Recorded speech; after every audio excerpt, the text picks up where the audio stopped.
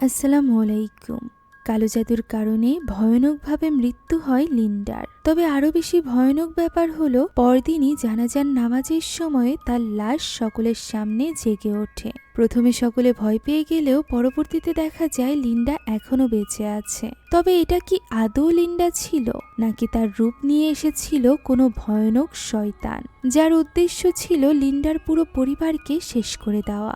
এই সব কিছু যে কালো জাদুর কারণে হয়েছে, সেই কালো জাদুও বা কে করলো, জানতে হলে দেখতে হবে আজকের এই পুরো গল্পটি, যেটা সত্য ঘটনা অবলম্বনে তৈরি করা হয়েছে। তাই চলুন আর দেরি না করে সরাসরি চলে যাওয়া যাক ইন্দোনেশিয়ান এই মুভির গল্পে। গল্পের শুরুতে আমরা 1990 সালে ইন্দোনেশিয়ার একটা গ্রামের দৃশ্য দেখতে পাই, যেখানে একটা বড় বাড়িতে আমরা লিন্ডা নামক একজন মহিলাকে দেখতে পাই। লিন্ডা এখানে তার ছোট মেয়ে ইরার সাথে থাকতো। এখন রাতে ঘুম না আসায় লিন্ডা এমনিতেই সময় কাটাচ্ছিল। তখন সে ড্রয়ার খুলে একটা ছবি দেখে, যেটা দেখে সে অনেকটা ইমোশনাল হয়ে পড়ে, আর এরপর সোফায় গিয়ে বসে পড়ে। ওই সময় অন্যদিকে আমরা একটা কালো জাদুর দৃশ্য দেখতে পাই, যেখানে কেউ একজন নিজের রক্ত দিয়ে ভয়ানক এক কালো জাদুর মাধ্যমে শয়তানকে ডাকছিল, যার প্রভাব লিন্ডার উপর পড়তে আরম্ভ করে। সে হঠাৎ করে রান্নাঘর থেকে কিছু শব্দ শুনতে পায়। প্রথমে তো তার মনে হয় সেখানে হয়তোবা ইরা রয়েছে, তাই সে ইরাকে ডাকতে থাকে। তবে কোনো রকম সারা শব্দ না পেয়ে সে চেক করার জন্য রান্নাঘরের দিকে নিজেই উঠে যায়। তখনও ওই আওয়াজগুলো আসছিল। রান্নাঘরের কাছে যেতেই সে চমকে ওঠে ভয়ানক কালো কিছু হাত দেখে, যা পরক্ষণেই গায়েব হয়ে যায়। সে চেক করার জন্য রান্নাঘরের ভেতরে যায়। এরই মাঝে পিছ থেকে আওয়াজ ভেসে আসে, যেটা ফলো করে সে ডাইনিং রুমের দিকে এগিয়ে যায়। সেখানে যেতেই ভয়ানক এক কালো হাত তার মাথা ধরে বসে, আর এরপর তাকে ফেলে তাকে টেনে নিয়ে যায় বেশ দূর পর্যন্ত। লিন্ডা এতে করে ভীষণ ভয় পেয়ে গিয়েছিল। এরই মাঝে সে দেখতে পায় বাড়ির দরজা আপনা আপনি খুলে গিয়েছে। দরজার অপর পাশে অন্ধকার, যেখান থেকে শয়তানি হাত তাকে হাতছানি দিচ্ছে। এটা দেখে লিন্ডা ভয়ে চিৎকার করে ওঠে। দৃশ্য পরিবর্তিত হয় এবং এই ঘটনার 4 মাস পরের দৃশ্য আমরা দেখতে পাই। ওই রাতের ঘটনার পর থেকে লিন্ডা অস্বাভাবিক হয়ে গিয়েছিল। সে পুরোপুরিভাবে অসুস্থ হয়ে বিছানা ধরা হয়ে গিয়েছিল। তার সম্পূর্ণ খেয়াল রাখছিল তার ছোট মেয়ে ইরা। লিন্ডা এখানে ইরাকে বলে এখন প্রত্যেকটা দিন তার কাছে সপ্তাহের সমান। তার ভালো লাগে না, সময় যেন কাটেই না। এছাড়া প্রতি রাতে সে ঘুমাতেও পারে না। প্রতি রাতেই তার মনে হয় কেউ যেন তাকে দেখছে। ইরা বলে তারা দুজন ছাড়া এই বাড়িতে আর কেউ নেই, যার প্রতি উত্তরে তার মা বলে আরও কেউ আছে। এই কথা বলতে বলতে হঠাৎ করেই লিন্ডার অস্বাভাবিক গরম লাগতে আরম্ভ করে। ইরা বলে আজ দিনে তার 3 বার গোসল করা হয়ে গিয়েছে, আর গোসল করা যাবে না। তাই ইরা এখানে ঠান্ডা পানি দিয়ে তার শরীর মুছিয়ে দেয়। এতে করে সে যখন একটু স্বস্তি অনুভব করে, তখন ইরা তার চুল আশ্রয় দিতে যায়। আর এটা করতে গিয়েই সে চমকে ওঠে লিন্ডার চুলের ভেতরে বড় বড় চোখ দেখে, যা আবার পরক্ষণেই গায়েব হয়ে যায়। যা দেখে ইরাও চিন্তিত হয়ে পড়ে। ওই দিন ইরা একটা চিঠি লেখে ফিয়াল নামক একজন লোককে। মিস্টার ফিয়াল হলো একটা ম্যাগাজিনের লেখক। মানুষেরা নিজেদের মন হালকা করার জন্য নিজেদের সকল প্রবলেমের কথা ফিয়ালকে লেখে। ইরাও আজ প্রথমবারের মতো ফিয়ালের উদ্দেশ্যে চিঠি লিখছিল। সে এখানে তার মা লিন্ডার অবস্থার ব্যাপারে লেখে, যে 4 মাস ধরে তার মার এই অবস্থা রয়েছে। এখনো পর্যন্ত ডক্টর অথবা অন্য কেউ কিছুই বলতে পারেনি তার কি হয়েছে, রোগের চিকিৎসা কি, এইসব ব্যাপারে সে কিছুই জানে না। তবে সে কিছু অদ্ভুত জিনিস লক্ষ্য করেছে তার মায়ের এই অসুস্থতায়, যেগুলো সে বিস্তারিত এই চিঠিতে লেখে। এখন ওই দিন সে তার মাকে খাবার খাওয়াতে যায়, যেখানে লিন্ডা ইরার কাছে তার বড় 2 ভাই বোনের ব্যাপারে জিজ্ঞাসা করে, আরিফ এবং আরা স্কুল থেকে ফিরেছে কিনা। ইরা বুঝতে পারে যে লিন্ডার মাথা ঠিক নেই, তাই সে এই কথার কোনো জবাব দেয় না, বরং সে তাকে খাবার খাইয়ে দেয়, যে খাবার স্বাভাবিক তাপমাত্রার হলেও লিন্ডা সহ্য করতে পারে না। সে ছটফট করতে থাকে, গরম গরম বলে চিৎকার করতে থাকে। বাকি খাবার সে ছুঁড়ে ফেলে দেয় এবং পানি পান করে নেয়। অনেকখানি পানি পান করার পর হঠাৎ করেই তার মুখের ভেতরে অস্বাভাবিক লাগতে শুরু করে। সে মুখের ভেতর থেকে বের করে আনে একটা প্লেটের ভাঙা অংশ, যেটা নিয়ে সে হামলা করে ইরার উপর। ইরা চেষ্টা করছিল তার মায়ের হাত থেকে বাঁচার। এদিকে লিন্ডা ওই অংশটি তার চোখের ভেতরে ঢুকিয়ে দিতে চলেছিল। এক পর্যায়ে আঘাত লেগে ইরার মুখ কেটে যায়, যা হওয়া মাত্রই লিন্ডা হুঁশে ফিরে আসে এবং বুঝতে পারে সে তার মেয়ের সাথে কি করেছে। এই ঘটনায় ইরাও অনেক ভয় পেয়ে গিয়েছিল। সে তার দুই বড় ভাই বোনের সাথে যোগাযোগ করার চেষ্টা করে, যারা কিনা এখান থেকে অনেক দূরে শহরে থাকত। তার বড় বোন আরা জানায় যে সে আসতে পারবে না, সে অনেক বেশি ব্যস্ত রয়েছে। যদি টাকার প্রয়োজন হয় তাহলে সে সেটা পাঠিয়ে দিতে পারবে ইরার কাছে। তবে ইরার তো এই মুহূর্তে আপনজনের প্রয়োজন ছিল, তাই সে তার বড় ভাই আরিফকে কল করে। আরিফ জানায় যে সে 4 মাস আগেই বাড়ি থেকে এসেছে। গ্রামে যাওয়া আসার জন্য অনেকটা টাকার প্রয়োজন। এখন এই মুহূর্তে তার কাছে এতটা টাকা নেই। যদি টাকা জোগাড় করতে পারে তাহলে সে নিশ্চয়ই আসবে। বড় ভাই বোনের কাছ থেকে এরকম কথা শুনে ইরা আরো বেশি ভেঙে পড়ে। সে তো এও সুযোগ পায় না যে সে তার ভাই বোনকে সকল অবস্থার ব্যাপারে বিস্তারিত খুলে বলবে। মনের কথা সে শুধুমাত্র ফিয়ালকেই লিখতে পারছিল। যে চিঠি আদৌ ফিয়াল পড়বে কিনা বা এর কোনো রিপ্লাই আসবে কিনা সেই ব্যাপারে কোনো ধারণা ছিল না ইরার। সে চিঠি লিখছিল, তখনই ভেতর থেকে আওয়াজ ভেসে আসে। তার মা যেন হাসছে। এটা শুনে ইরা একটু ঘাবড়ে যায়, তবে পরক্ষণেই আওয়াজ আসা বন্ধ হয়ে যায়। যা শুনে সে আবারও লিখতে বসতে যাচ্ছিল, এমন সময় আচমকা তার মা তার কাছে চলে আসে। সে বলতে থাকে তার প্রচণ্ড গরম লাগছে এবং ইরার সামনেই তার মুখ থেকে বেরিয়ে আসে রক্ত এবং পোকামাকড়, যা দেখে ইরা আরো বেশি ঘাবড়ে যায়। পরদিন রাতে আরো ভয়ানক একটা ঘটনা ঘটে। বাইরে বৃষ্টি পড়ছিল। ইরা তখন বাড়িতে ছিল না। লিন্ডা বাইরে এসে কাপড় খুলে রাস্তা দিয়ে হাঁটতে আরম্ভ করে। ওই সময় ইরার চিঠির বাকি অংশ থেকে আমরা জানতে পারি ইরা, আরিফ, আরা এরা কেউই জানে না যে তাদের বাবাকে। মূলত পেশার দিক থেকে লিন্ডা এই গ্রামের একজন প্রস্টিটিউট ছিল। ছোটবেলা থেকেই ইরারা অনেক লোককে নিজেদের বাড়িতে আসতে দেখত, তবে এর কারণ বুঝতো না। আস্তে আস্তে তারা বুঝতে শিখেছে এবং এরই জের ধরে আরা এবং আরিফ লিন্ডার থেকে দূর হয়ে গিয়েছে। তবে ইরা কখনোই তার মাকে ছেড়ে যায়নি। এই বৃষ্টির মাঝে মূলত ইরা গিয়েছিল ফিয়ালের জন্য লেখা ওই চিঠিটি ডাকবাক্সে রাখতে। আর এই সময়ে লিন্ডা কাপড় খুলে হেঁটে বেড়াচ্ছিল পুরো গ্রামের রাস্তাতে। দুজন লোক এখানে তাকে এইভাবে দেখে চমকে যায় এবং চলে যায় গ্রামের প্রধানকে এই ব্যাপারে জানাতে। অন্যদিকে ততক্ষণে ইরাও বাড়িতে পৌঁছে তার মাকে কোথাও খুঁজে পায় না। দরজার কাছে পড়ে থাকা শুধুমাত্র ওই কাপড়ই পায়, যেটা হাতে নিয়ে সে বেরিয়ে পড়ে তার মায়ের খোঁজে। রাস্তায় আসতেই সে কিছু লোককে একদিকে জড়ো হতে দেখতে পায়। আমরা দেখতে পাই লিন্ডা এই অবস্থায় গোরস্থানে গিয়ে শুয়েছিল, যেখানে গ্রামের সকলে জড়ো হয়ে গিয়েছিল এবং তাকে এই অবস্থায় দেখে গালমন্দ করছিল। লিন্ডার যেন এতে কিছু যাইয়ে আসছিল না, সে তো বরং হাসছিল। এরই মাঝে ইরা সেখানে চলে আসে এবং তাকে কাপড় জড়িয়ে দেয়। লোকগুলোর কথায় ইরার ভীষণ লজ্জা লাগতে থাকে। সে তার মাকে জড়িয়ে ধরে সেখানেই বসে থাকে। তখন গ্রামবাসীদেরকে সেখান থেকে যেতে বলে প্রধান এবং ওস্তাদ। গ্রাম প্রধান ইরাকে বলে সে যদি তার মায়ের খেয়াল রাখতে না পারে তাহলে সে যেন তার বড় ভাই বোনকে ডেকে পাঠায়। আর এরপর যদি কখনো এরকম কোনো ঘটনা ঘটেছে তাহলে লিন্ডা এবং ইরাকে এই গ্রাম ছেড়ে চলে যেতে হবে। ইরা বুঝতে পারছিল না যে সে কি করবে। এখন তার মাকে সে বাড়িতে নিয়ে আসে এবং তাকে পরিষ্কার করিয়ে দেয়। ওই সময় তার মা লিন্ডা তার কাছে ক্ষমা চায় যে 3 ছেলেমেয়ের মধ্য থেকে সেই একমাত্র তাকে সম্মান করে এবং তার পাশে থাকে। এরপরও সে তাকে বিভিন্ন রকম যন্ত্রণা দিয়েই চলেছে। এই কথা শুনে ইরারও এখানে তার মায়ের জন্য ভীষণ খারাপ লাগে। এখন এর কয়েকদিনের মধ্যেই তার কাছে ফিয়ালের চিঠির উত্তর চলে আসে, যা পেয়ে অনেক বেশি এক্সাইটেড হয়ে পড়ে ইরা। গত 4 মাস ধরে ফিয়াল তার প্রত্যেকটা চিঠি পড়েছে, আর এই চিঠি থেকে সে একটা ধারণা পেয়েছে হয়তোবা লিন্ডার উপর কেউ কালো জাদু করেছে। এটুকু পড়তেই দরজায় নক হয়, যা শুনে ইরা চলে যায় দরজা খুলতে। দেখা যায় এতদিন পর বড় ভাই বোন বাড়িতে ফিরে এসেছে, আর এইখানে আসতে চাইছিল না, যে কারণে তার মুড অনেক খারাপ ছিল। এদিকে আরিফ তার সাথে করে তার ছোট্ট মেয়ে লিয়াকে নিয়ে এসেছিল, তবে তার স্ত্রী নিশা আসেনি। এর কারণ আমরা পরবর্তীতে জানতে পারবো।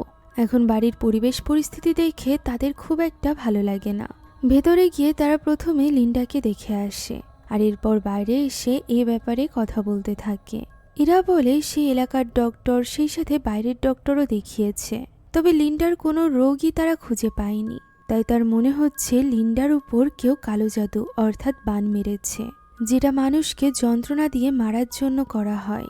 একথা শুনে আরা অনেকটা রেগে যায়। সে ইরাকে উল্টোপাল্টা বলতে শুরু করলে ইরা বলে তাহলে আরাই বলুক লিন্ডার কি হয়েছে। আরার মতে ইরা এই বাড়িতে যে পরিবেশ করে রেখেছে তাতে সুস্থ মানুষও অসুস্থ হয়ে পড়বে। যা শুনে ইরা বলে সে একা হাতে তাদের মায়ের খেয়াল রাখছে এতদিন, এর উপর আবার লিন্ডা তার পুরনো জিনিসপত্র ফেলতেও দিচ্ছে না, তাহলে সে এখন কি করবে। যার প্রতি উত্তরে আরা বলে সে নিজের সন্তানদেরকে তো খুব সহজেই ফেলে দিয়েছে। আমরা বুঝতে পারি আরার মনে তার মাকে নিয়ে প্রচন্ড ক্ষোভ ছিল। ইরা তাদেরকে মনে করিয়ে দেয় যে লিন্ডা তাদেরকে বের করে দেয়নি, বরং তারাই লিন্ডাকে ছেড়ে চলে গিয়েছিল। এখানে আরা এবং ইরার মধ্যে অনেকক্ষণ যাবৎ তর্ক হয়। আরার মতে তাদের মায়ের এখন তাদেরকে দরকার হচ্ছে শুধুমাত্র মৃত্যুর কাছাকাছি এসেছে এ কারণেই। এ বাদে সে কখনোই তাদের ঠিকমতোভাবে খেয়ালও রাখেনি। সে যখন মাকে নিয়ে এই ধরনের কটু কথা বলছিল ওই সময় আমরা লিন্ডাকে দেখতে পাই, যার হঠাৎ করেই ঘুম ভেঙে যায়। আশেপাশের পরিবেশ যেন ভুতুড়ে হয়ে ওঠে। লিন্ডা নিজের শরীর নাড়াতে পারছিল না, তার শরীর আপনা আপনি হাওয়ায় ভেসে উঠছিল। ছাদে দেখা যাচ্ছিল ভয়ানক হাতের হাতছানি, সেই সাথে লিন্ডার এক ভয়ানক রূপ। হঠাৎ করেই ওই হাতগুলো তার কাছে চলে আসে এবং তাকে তুলে নিয়ে আসে বিছানা থেকে, আর এরপর তার উপর আক্রমণ করে। তার গুংরানির আওয়াজ শুনে তার 3 ছেলে মেয়ে সেখানে চলে আসে। তারা ওই হাতগুলো দেখতে না পারলেও লিন্ডাকে কষ্ট পেতে দেখতে পাচ্ছিল। আর এখানেই ইরার কোলে লিন্ডা শেষ নিঃশ্বাস ত্যাগ করে, যা দেখে হতবাক হয়ে যায় তার 3 ছেলে মেয়ে। ইরা তো কান্নায় ভেঙে পড়ে। পরদিন এলাকাবাসীরা জড়ো হয় তাদের বাড়িতে লিন্ডার জানাজার জন্য। লিন্ডার লাশ দূর থেকে বসে দেখছিল আরা। আরার এখানে ভীষণভাবে খারাপ লাগছিল গতকাল রাতে তার বলা ওই কথাগুলোর জন্য। সে তার মায়ের মৃত্যুর কথা বলেছিল, আর সত্যিই তার মা মারা গেল। এখানে আমরা প্রথম থেকেই লক্ষ্য করতে পারছিলাম যে আরা একটু অসুস্থ ছিল। সে এখানে একটা মেডিসিন খায়, যেটা ইরা আসা মাত্রই সে লুকিয়ে ফেলে। ইরা তাকে নামাজের জন্য ডাকতে এসেছিল, তবে আরা বলে সে অসুস্থ, তাই সে জানাজার নামাজ আদায় করতে পারবে না। এখানে সে ইরার কাছে ক্ষমা চায় গতকাল রাতের ওই ব্যবহারের জন্য। সে তাকে কষ্ট দিতে চায়নি, না তার মাকে কষ্ট দিতে চেয়েছে। ইরাও এখানে তার বড় বোনকে মাফ করে দেয়, আর এরপর শুরু হয় জানাজার নামাজ। নামাজের মাঝখানেই আমরা সেখানে একটা কালো বিড়ালকে দেখতে পাই, যে কিনা জানাজার নামাজ শেষ হতেই আচমকা লাশের উপর থেকে লাফিয়ে অন্য পাশে চলে যায়। সকলে এতে করে অবাক হয়, কেননা সাথে সাথে নিঃশ্বাসের জোরে জোরে আওয়াজ শোনা যায় লাশ থেকে। মুহূর্তের মধ্যে লিন্ডা উঠে বসে, আর এরপর ভয়ানক এক হাসি নিয়ে তাকিয়ে থাকে সকলের দিকে, যা দেখে সকলের রুর পানি যেন শুকিয়ে যায়। অনেকে তো দৌড়ে সেখান থেকে পালিয়ে যায়। ডক্টর ডেকে আনা হলে জানা যায় যে লিন্ডা প্রায় মৃত্যুর মুখোমুখি হয়ে গিয়েছিল। হতে পারে সে কোমায় গিয়েছিল, যে কারণে তারা ভেবেছে যে সে মারা গিয়েছে, কিন্তু আসলে সে মারা যায়নি। সে এখন পুরোপুরি স্বাভাবিক, যে কারণে এবার তার ছেলেমেয়েরাও হাঁপ ছেড়ে বাঁচে। আরিফ এখানে খুব অদ্ভুত একটা প্রশ্ন করে যে মানুষটি তার মায়ের মধ্যে রয়েছে সে কি আদৌ তার মা। যে কথা শুনে আরা একটু রেগে যায়। এখন তারা 3 ভাই বোন যায় মায়ের সাথে দেখা করতে। গতরাতে এমনিতেও জাকার্তা থেকে আসার পর তাদের কোনো কথা হয়নি। এখানে লিন্ডা তাদের দিকে তাকায় এবং খুব হাসি মুখে তাদেরকে বলে যে এখন থেকে তারা যেন সকলে এক হয়ে থাকে, তাদের মধ্যে আর কোনো ঝামেলা সে চায় না, স্পেশালি যখন তার একজন নাতি হয়ে গিয়েছে। এ কথা বলে সে লিয়াকে বুকে টেনে নেয়। মায়ের মধ্যকার এই পরিবর্তন দেখে আরিফ এবং আরা দুজনই অবাক হয়। এমনিতে তাদের মা যে পরিমাণে কঠোর, তাতে তার কাছ থেকে এরকম মিষ্টি ব্যবহার পাওয়া খুবই অস্বাভাবিক ছিল। এখন ওই রাতে আরিফ এবং আরা শহরে ফেরার ব্যাপারে কথা বলছিল। আরা পরশুই শহরে ফিরে যাবে, তবে আরিফ এখানে কোনো এক কারণে আরাকে প্রশ্ন করে সে কি শহরে গিয়ে তার সাথে থাকতে পারে। আরা এর উত্তরে বলে যে না, সে বোর্ডিং স্কুলে থাকে, একা থাকলে হয়তোবা তারা 2 ভাই বোন একসাথে থাকতে পারত। সে আরিফকে সাজেস্ট করে যাতে করে সে এই বাড়িতেই থাকে, তবে আরিফের মতে লিন্ডার সাথে সে বেশি দিন ভালো থাকতে পারবে না। এখন পরদিন সকালে আরার ডাকে ইরার ঘুম ভাঙে। আরা তাকে কিছু একটা দেখাতে চাইছিল। রুম থেকে বাইরে গিয়ে তারা দেখতে পায় খাবার টেবিলে খাবার খুব সুন্দরভাবে সাজানো রয়েছে, সেই সাথে পুরো ঘর পরিপাটি, যার অবস্থা বেহাল ছিল। এরা অবাক হয়ে জিজ্ঞাসা করে এই কাজ কে করেছে। তখনই তাদের সামনে তাদের মা আসে, যে কিনা পুরো ঘর গুছিয়ে তাদের সকলের জন্য খাবার তৈরি করেছিল পরম ভালোবাসার সাথে। যা দেখে তারা সবাই অবাক হয়। মা সুস্থ থাকতেও কোনোদিনও এরকম ব্যবহার করেনি। তারা সকলে একত্রে খাওয়া দাওয়া করে। অনেক খুশি হয়ে ইরা এই ব্যাপারটাও ফিয়ালকে চিঠির মাধ্যমে জানায়। তার মনে হচ্ছিল তার মা এখন পুরোপুরি অন্য একজন মানুষে পরিণত হয়েছে, যা সে কখনো ছিলই না। সে লিয়ার সাথেও খুব ভালো সময় কাটাচ্ছিল, যা দেখে ইরার ভালো লাগে। তবে সে এখানে একটা জিনিস লক্ষ্য করে যে তার মা হঠাৎ করে বাম হাত দিয়ে লেখা শুরু করেছে। এই ব্যাপারে জিজ্ঞাসা করলে তার মা বলে কোমা থেকে ওঠার পরই সে বাম হাত দিয়ে লিখতে শুরু করেছে। এখন ওই রাতে ইরা ফিয়ালকে আবারও চিঠি লিখছিল। সে এবার লিন্ডার জেগে ওঠার ব্যাপারটা বলতে চাইছিল, যে কিভাবে বিড়াল তার লাশের উপর দিয়ে গিয়েছে এবং সে জেগে উঠেছে। এমন সময় সে অনুভব করতে পারে তার পিছ দিয়ে লিন্ডা হেঁটে যাচ্ছে। তবে সেখানে তো কেউই ছিল না। চিঠির উপর হঠাৎই কয়েক ফোঁটা রক্ত এসে পড়ে। দেখা যায় সিলিং পুরো কালো হয়ে গিয়েছে এবং সেখান থেকে পড়তে শুরু করে রক্ত এবং পোকামাকড়, যা দেখি ইরা একেবারেই হতবাক হয়ে যায়। ওই রাত থেকেই পুরো বাড়ি জুড়ে অস্বাভাবিক ঘটনা ঘটতে আরম্ভ করে। ঘুমের মাঝে হঠাৎই আরিফের ঘুম ভেঙে যায় কিছু আওয়াজে। সে বাইরে থেকে টিভি চলার আওয়াজ পাচ্ছিল, যা চেক করার জন্য সে রুম থেকে বেরিয়ে আসে এবং দেখতে পায় তাদের মা বসে টিভি দেখছে। তবে অদ্ভুত ব্যাপার হলো টিভিতে কিছু চলছিল না। এই ব্যাপারে জিজ্ঞাসা করলেও তার মা কোনো উত্তর দেয় না।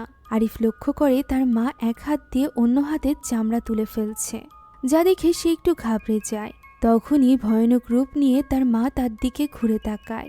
দেখে মনে হচ্ছিল এ যেন জীবন্ত লাশ। সে আরিফকে বলে যে সে ওয়াদার জন্য এসেছে।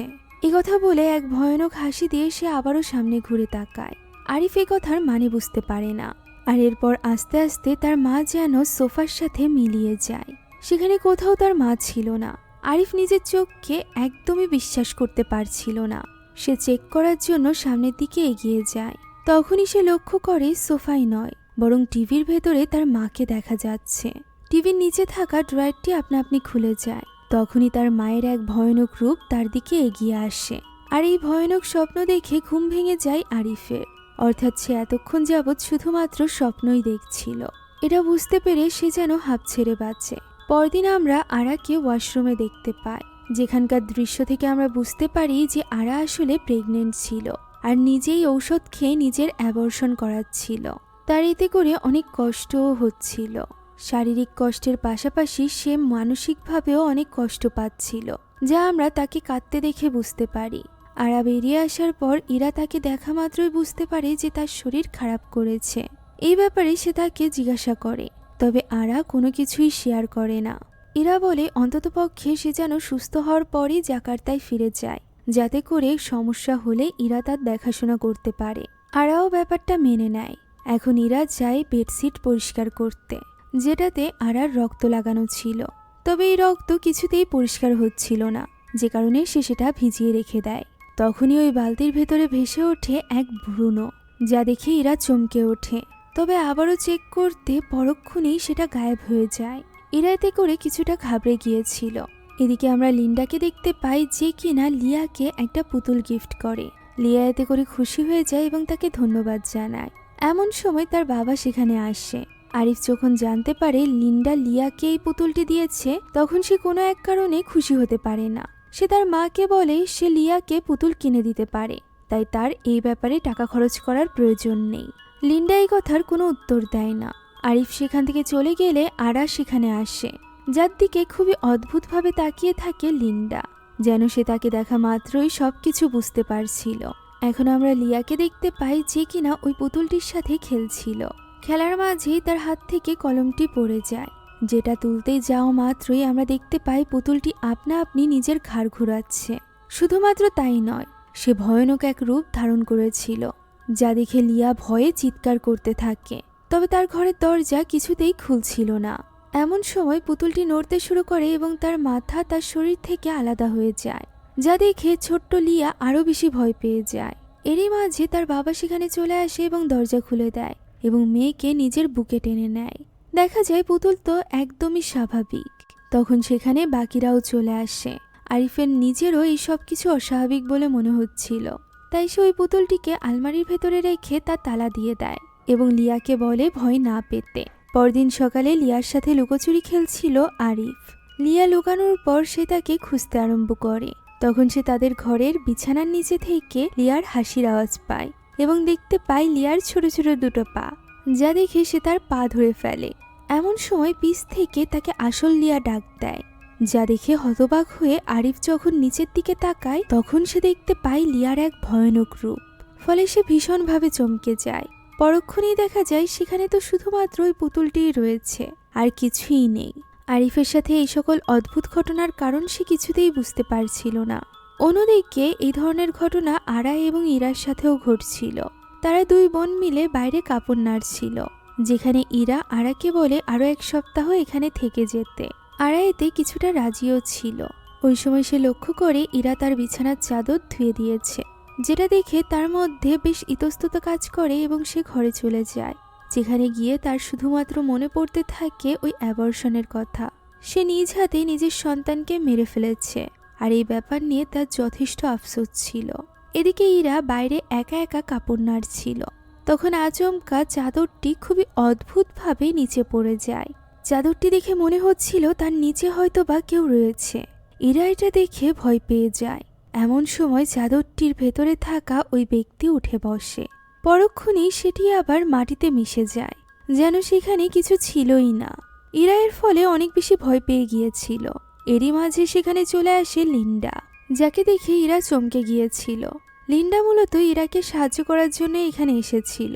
বাড়ির আশেপাশে তখনও ওই বিড়ালটা ঘোরাঘুরি করছিল। এখন ওই রাতে কিছু আওয়াজ শুনে আরার ঘুম ভেঙে যায়।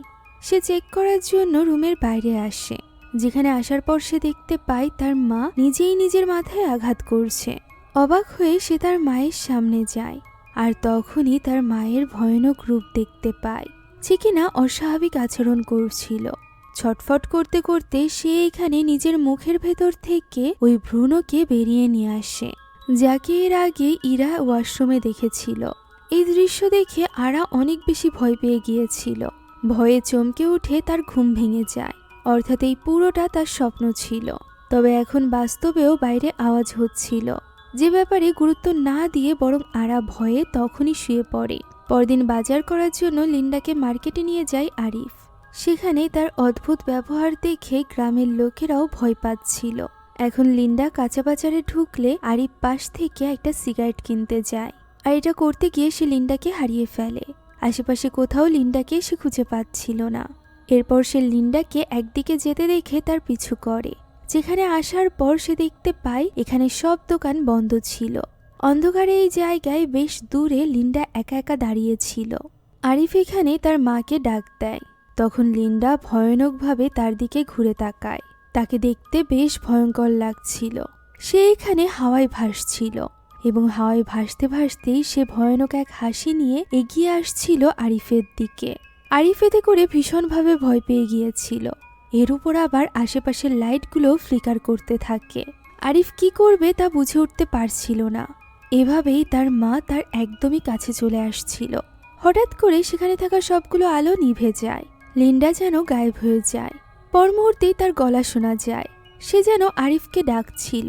হঠাৎ করে আরিফ সামনের দিকে তাকাতেই লিন্ডার মুখ দেখা যায়, যেটা ভয়ানকভাবে চিৎকার করে ওঠে। এই দৃশ্য দেখে আরিফ অনেক বেশি ভয় পেয়ে গিয়েছিল। এরই মাঝে তার হুঁশ ফিরে আসে।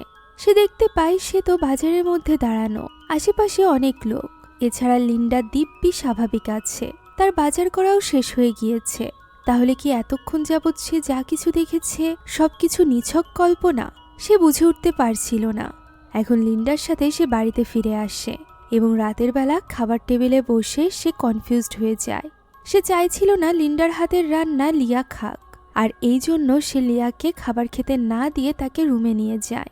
মূলত গত কয়েকদিনের ঘটনায় সে অনেক ভয় পেয়ে গিয়েছিল, এ কারণেই এমনটি করছিল সে।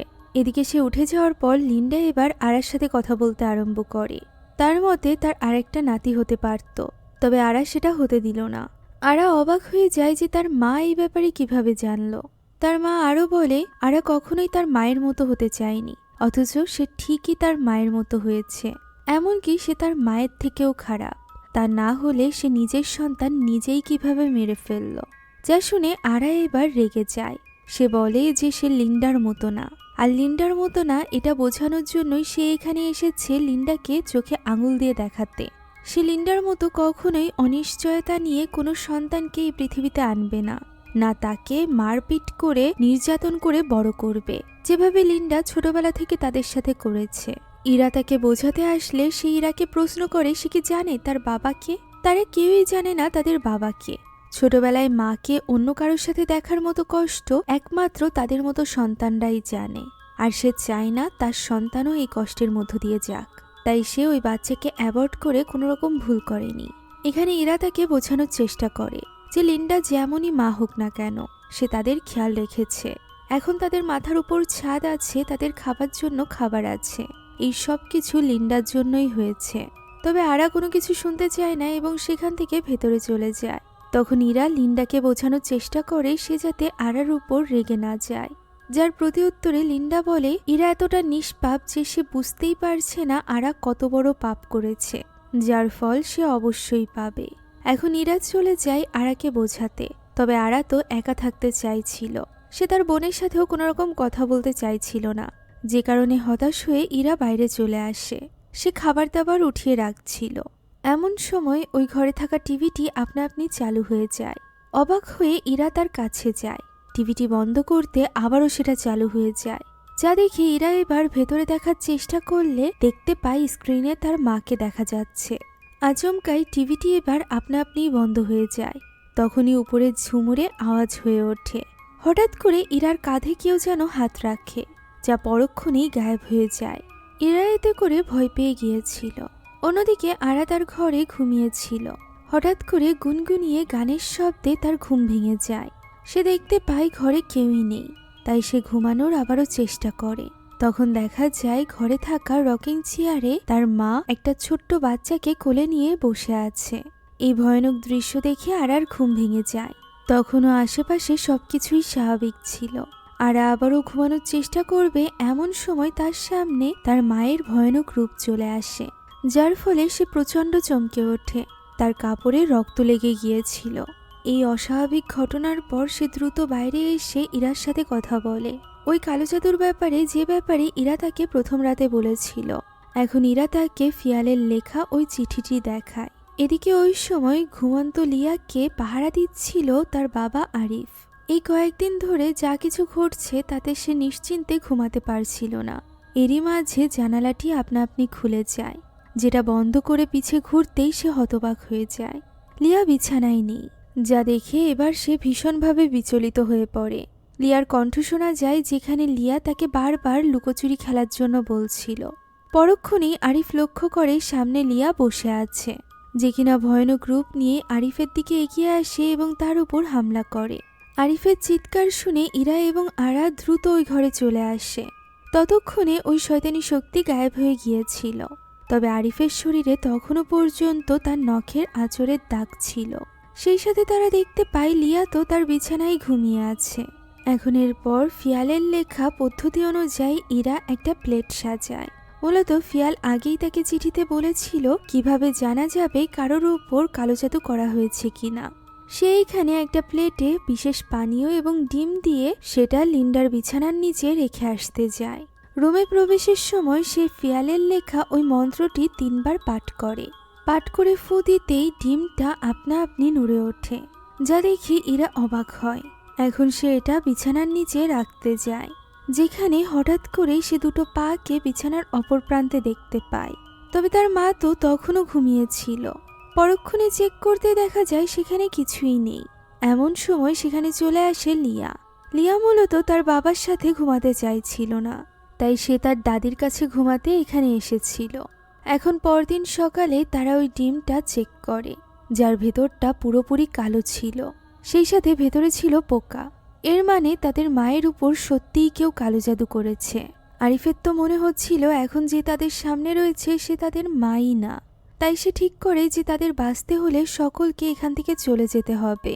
আজই তারা চলে যাবে বলে ঠিক করে। এদিকে ইরা কালো জাদুর ব্যাপারটা ফিয়ালকে চিঠিতে জানায় এবং বলে তাকে এই ব্যাপারে সাহায্য করতে। সে কি করবে তা বুঝে উঠতে পারছে না।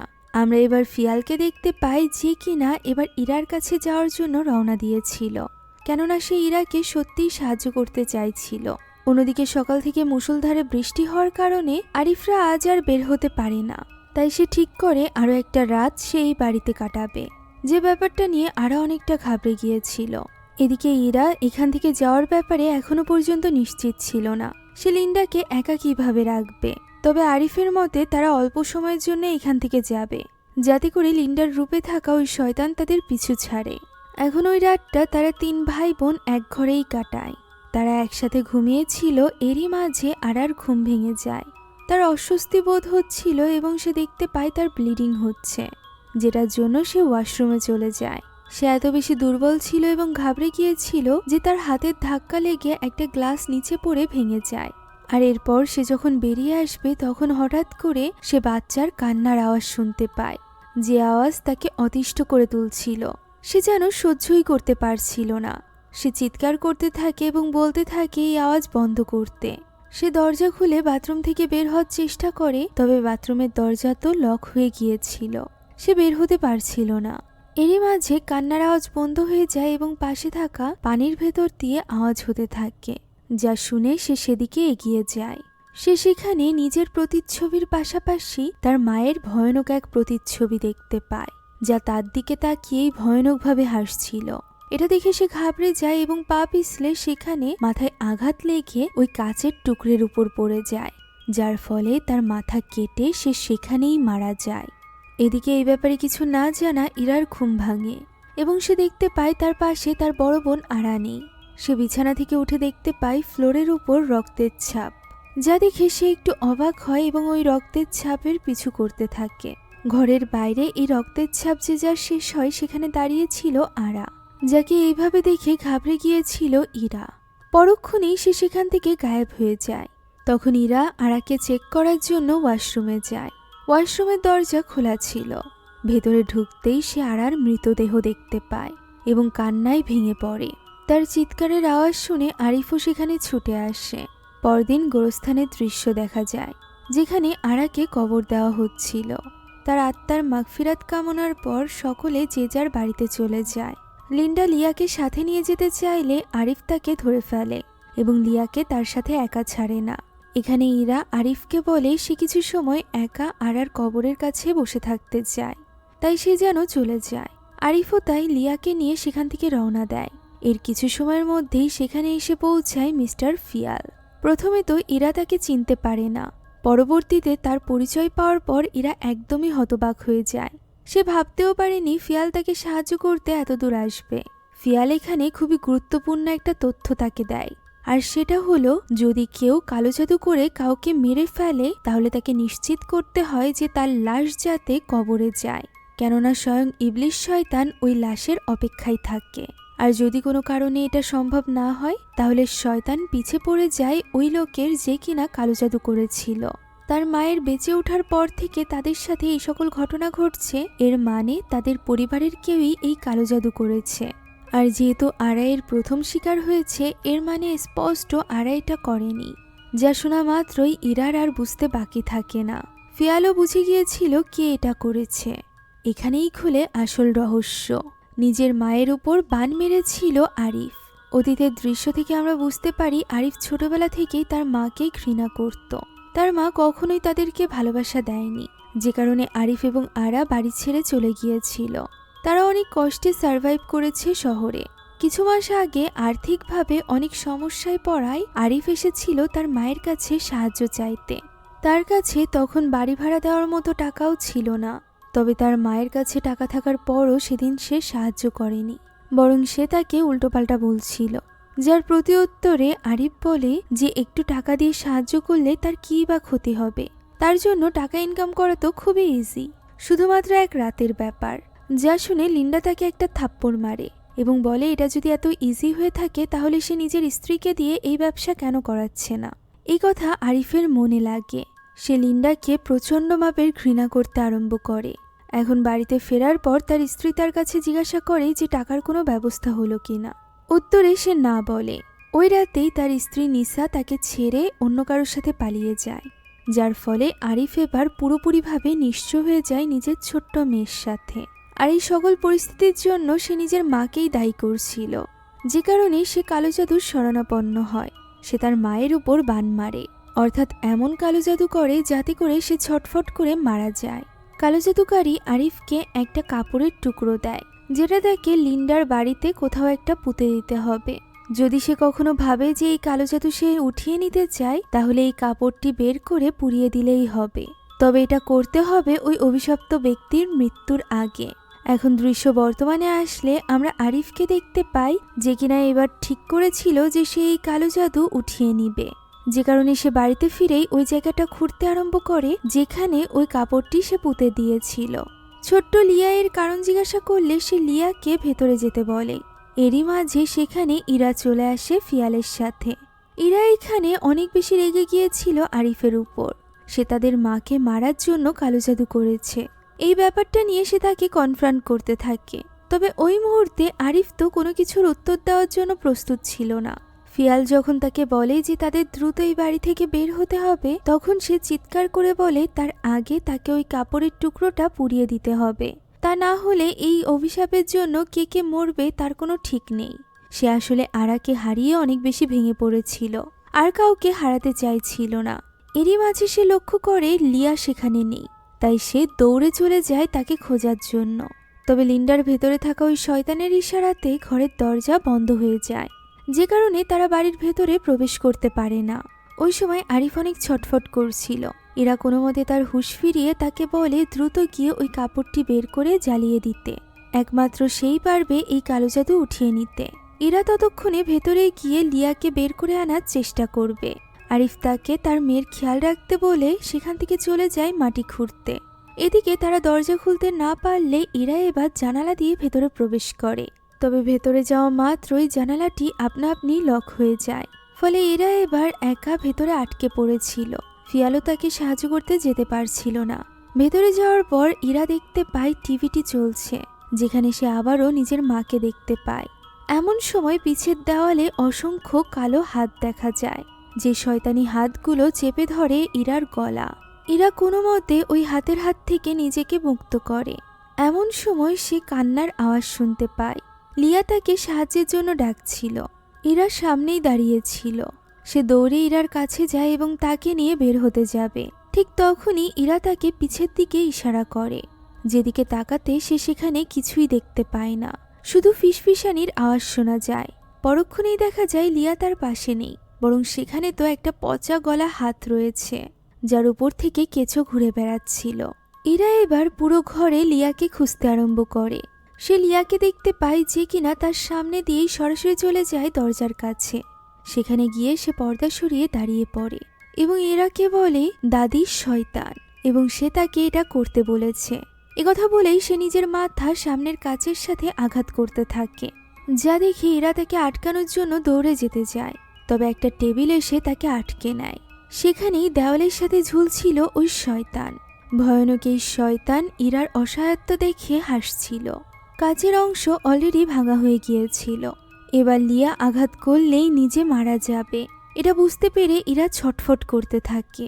এরই মাঝে ওই শয়তান ভয়ানকভাবে নেমে আসে এবং চলে যায় লিয়ার কাছে।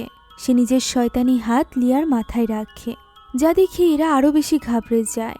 এখানে দেখতে দেখতে ওই শয়তানের গলা অনেক লম্বা হয়ে যায়। সে এখানে ইরাকে বলে ওয়াদা রাখা খুবই জরুরি। তাকে ওয়াদা করা হয়েছিল তার মায়ের আত্মার ব্যাপারে, যে ওয়াদা রাখা হয়নি, আর এখন একে একে তাদের সকলের আত্মা সে নিয়ে যাবে। শুরু হয়েছিল তার বোন আরাকে দিয়ে, এবার পালা লিয়ার।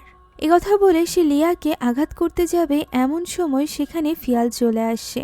তবে ফিয়ালকে খুব সহজেই ওই শয়তান আটকে দেয় এবং তাকে আঘাত করে নিচে ফেলে দেয়। অন্যদিকে ওই সময় আমরা দেখতে পাই আরিফ অলরেডি ওই কাপড় খুঁজে পেয়েছিল। সে এখন ওই কাপড়টি জ্বালিয়ে দেওয়ার জন্য প্রস্তুতি নিচ্ছিল। সে কোনো মতে এই বৃষ্টির মধ্যে ওই কাপড়টি পুড়িয়ে দেওয়ার চেষ্টা করতে থাকে। অনেক চেষ্টার পর এক পর্যায়ে ওই কাপড়ে আগুন ধরে যায়, যার ফলে এবার ওই শয়তানের শক্তি কমে আসে। সে যেন হাওয়ায় মিলিয়ে যেতে আরম্ভ করে, যা দেখে শয়তান অবাক হয়ে যায়, সেই সাথে ইরাও। মুহূর্তের মধ্যেই শয়তান সেখান থেকে গায়েব হয়ে যায়, ফলে তার জাদুর প্রভাবও কেটে যায়। ইরা টেবিল সরিয়ে দৌড়ে চলে আসে লিয়ার কাছে এবং তাকে জড়িয়ে ধরে। সে এবার লিয়াকে নিয়ে বাইরে চলে আসে এবং আরিফকে জানায় সবকিছু ঠিক হয়ে গিয়েছে। শয়তান তাদের মায়ের শরীর ছেড়ে দিয়েছে একথা শুনে আরিফ হাঁপ ছেড়ে বাঁচে এবং ভেতর থেকে উঠে আসছিল। এমন সময় অসংখ্য হাত তাকে ঘিরে ধরে এবং তাকে মাটির নিচে টেনে নিয়ে যেতে আরম্ভ করে। আমরা বুঝতে পারি ওই অভিশাপ অনুযায়ী যেহেতু শয়তান ঠিকই নিজের কাজ করেছিল, এর মানে লিন্ডাকে মেরে ফেলেছিল, তাই সে কারোর না কারোর আত্মা ঠিকই নিবে। যেহেতু সে লিন্ডার আত্মা নিতে পারেনি, তাই সে এবার আরিফের আত্মাই নিয়ে যায়, যে তার উপর কালো জাদু করেছিল। ইরা এবং লিয়া শুধুমাত্র ছটফট করা ছাড়া আর কিছুই করতে পারে না। আরিফ তাদের সামনেই মাটির ভেতরে তলিয়ে যায়। এখন দৃশ্য পরিবর্তিত হয় এবং পরদিন সকালের দৃশ্য আমরা দেখতে পাই। এই মুহূর্তে ইরার এই পৃথিবীতে লিয়া বাদে আর কেউই ছিল না। এক কালো জাদুর কারণে সে পরিবারের তিনজন সদস্যকে হারিয়েছিল, যারা কিনা তাদের দুজনেরই গার্জিয়ান ছিল। ফলে ইরা একদমই ভেঙে পড়ে। তখনই তার কাছে ফিয়াল আসে। সে তার কাছে একটা প্রশ্ন করে, ইরার পুরো নাম কি? ইরা নিজের পুরো নাম বলতেই সে তার হাতে একটা খাম তুলে দেয়, যে খামের ভেতরে ছিল তার মায়ের পাঠানো বহু বছর আগের একটা চিঠি, সেই সাথে লিন্ডা এবং ফিয়ালের একটা সুন্দর ছবি। এই ছবিটা আমরা গল্পের প্রথমেও দেখেছিলাম, আর এটা থেকে স্পষ্ট ছিল যে ফিয়াল এবং লিন্ডার মধ্যে একটা সম্পর্ক ছিল, যে সম্পর্ককে ফিয়াল নাম দিতে চেয়েছিল। তবে লিন্ডা জানতো সে ফিয়ালের যোগ্য নয়। লিন্ডা চিঠিতে লিখেছিল যে সে একবারই প্রেমে পড়েছে, আর সেটাও ফিয়ালের। সে ফিয়ালকে অনেক ভালোবাসে, তাই সে চায় না তার মতো মেয়ের সাথে থেকে ফিয়ালের জীবন নষ্ট হোক। এ কারণেই সে ফিয়ালকে ছেড়ে দিয়েছিল। ওই সময় সে ফিয়ালের বাচ্চা দ্বারা প্রেগনেন্ট ছিল, আর এই বাচ্চা আর কেউ নয় বরং ইরা ছিল। যেটা জানার পর ইরা কান্নায় ভেঙে পড়ে। তার সামনে তার বাবা দাঁড়িয়েছিল, যার সাথে এতদিন যাবৎ সে চিঠিতেই কথা বলেছে। সে তাকে জড়িয়ে ধরে। তবে ওই সময় আমরা দেখতে পাই লিয়াকে, যে কিনা কালো কাপড় পরে দাঁড়িয়েছিল ওই বিড়ালের সাথে। ভয়ানকভাবে সে তাকিয়েছিল ইরার দিকে। এর মানে কি ওই শয়তান এখনো তাদের পিছু ছাড়েনি? আপাতত বাস্তব ঘটনা থেকে অনুপ্রাণিত এই গল্পটি এখানেই শেষ হয়ে যায়। আশা করছি আপনাদের কাছে এই গল্প ভালো লেগেছে। যদি ভালো লেগে থাকে তাহলে একটি লাইক এবং একটি কমেন্ট করতে ভুলবেন না। আমাদের চ্যানেলে নতুন হয়ে থাকলে please subscribe to our channel. সেই সাথে আমাদের যে কোনো ভিডিওর আপডেট পেতে এখনই জয়েন করুন আমাদের হোয়াটসঅ্যাপ চ্যানেলে। লিংক ডেসক্রিপশন বক্সে পেয়ে যাবেন। Thank you so much for watching this video. আল্লাহ হাফিজ।